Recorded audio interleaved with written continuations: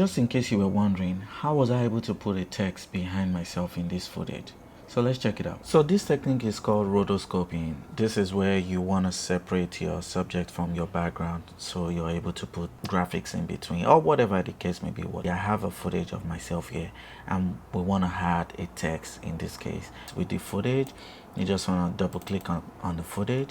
It will take you to this old new layer screen, and with this screen you can see the roto brush tool here where you just click on it and then you just want to select your subject, and you can see how it already gives you a definition of your subject, and you can always zoom in to add parts that you feel like it's missing but you want to add to your rotoscope.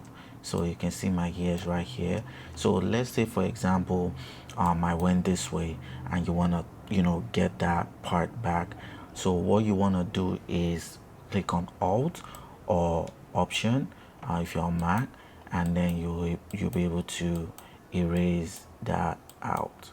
So let us get back. So let me zoom in a little bit. So we'll get that part out like that. This part we want it so it's gonna be green, just leave it.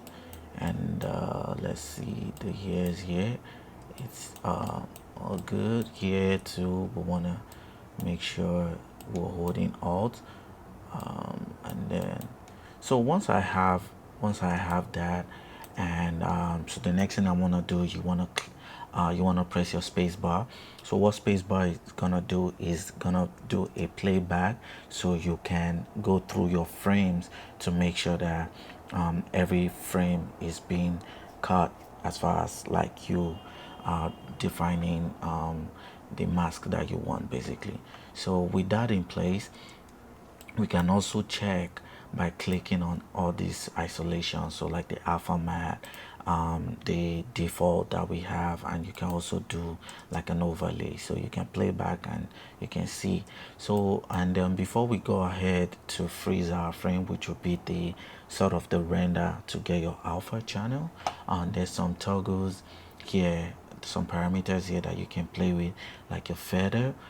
You can also add a motion blur that would add to help you refine your edges, and then you can just go ahead and just click on freeze. So you will see this freeze refining, just it's helping you just isolate your image on each frame.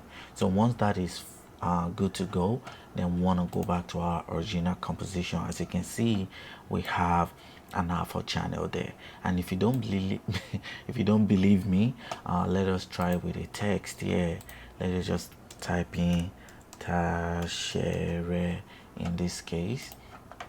Let me turn off the alpha channel there, and let's increase my text, and then we can put the text behind. And you might be saying, but even if I add a background, this still doesn't look. So what we can do is duplicate our footage and then put one below, and for the one below we want to take out the roto brush tool there.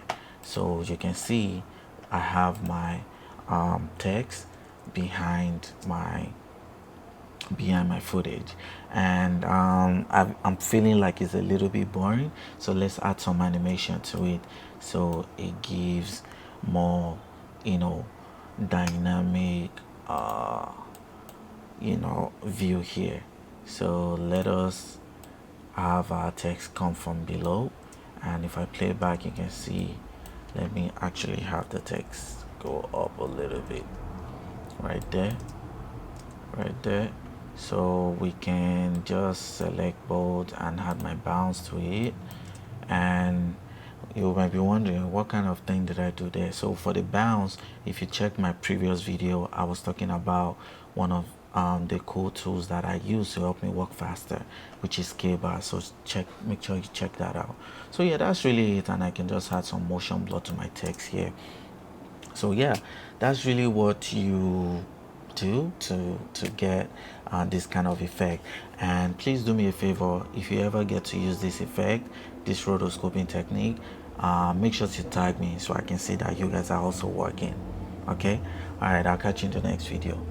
Ciao.